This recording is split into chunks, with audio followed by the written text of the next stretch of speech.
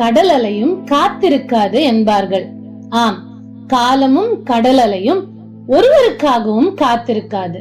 காலத்தை குறித்து விழிப்புணர்வு உள்ளவர்களாக, காலத்தை குறித்து ஜாக்கிரதை உள்ளவர்களாக, காலத்தை குறித்த சரியான அறிவுள்ளவர்களாக நாம் வாழ வேண்டியது அவசியம்.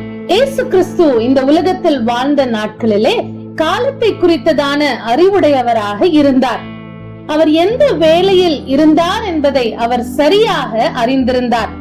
மார்க்கு 14வது அதிகாரம் 41வது வசனத்திலே வாசிக்கும் பொழுது, அவர் 3ஆம் தரம் வந்து, இனி நித்திரை பண்ணி இளைப்பாருங்கள், போதும், வேளை வந்தது, இதோ மனுஷகுமாரன் பாவிகளுடைய கைகளில் ஒப்பு கொடுக்கப்படுகிறார் என்று தம்முடைய சீஷர்களை பார்த்து சொன்னதை நாம் காண முடியும். வேளை வந்தது என்ற உணர்வும் ஜாக்கிரதையும் அறிவும் இயேசு கிறிஸ்துவுக்கு உண்டாயிற்று.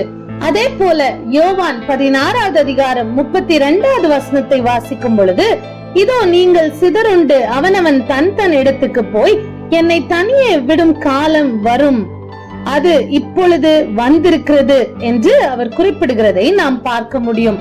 இப்படியாய் இயேசு கிறிஸ்து எந்த வேளையில் அவர் இருந்தார் என்ற ஜாக்கிரதையோடு, என்ற ஒரு விவேகத்தோடு வாழ்ந்ததை நாம் பார்க்க முடியும். இப்படியாய் வாழ்ந்த இயேசு கிறிஸ்து தம்முடைய சீஷர்களும் கூட வேலையை குறித்து ஜாக்கிரதை உள்ளவர்களாக, அல்லது நேரத்தை குறித்த அறிவுள்ளவர்களாக, விழிப்புணர்வு உள்ளவர்களாக வாழ வேண்டும் என்பதை அவர் சுட்டிக்காட்டியதை நாம் வேதத்திலே பார்க்க முடியும்.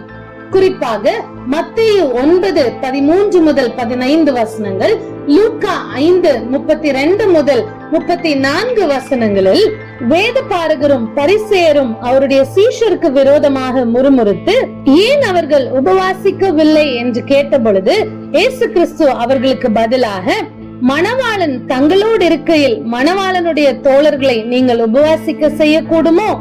மணவாளன் அவர்களை விட்டு எடுபடும் நாட்கள் வரும், அந்த நாட்களிலே உபவாசிப்பார்கள் என்றார். அவர் மாத்திரமல்ல, அவருடைய சீஷர்களும் எந்த நாட்களில் அவர்கள் வாழ்கிறார்கள், எப்படிப்பட்ட காலகட்டத்தில் இருக்கிறார்கள், எப்படிப்பட்ட நேரத்தில் அவர்கள் இருக்கிறார்கள் என்பதை உணர்ந்தவர்களாய் அவர்கள் செயல்பட வேண்டும் என்பதை இயேசு கிறிஸ்து விரும்புகிறவராக இருந்தார். காலத்தை அறிந்தவர்களாய் நாம் வாழ வேண்டும் என்ற முக்கியத்துவத்தை வெளிப்படுத்தும் ஒரு அருமையான வசனம் ரோமர் 13:11.